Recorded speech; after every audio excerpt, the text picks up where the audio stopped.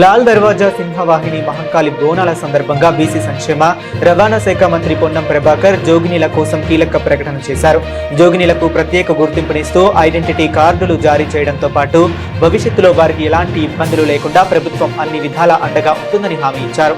తెలంగాణ ప్రజలందరికీ ఇది అత్యంత శుభదినమని, అమ్మవారి దివ్య ఆశీస్సులతో రాష్ట్రంలో వర్షాలు సమృద్ధిగా కురిసి ప్రజలంతా సుఖ సంతోషాలతో వర్ధిల్లాలని మంత్రి ఆకాంక్షించారు.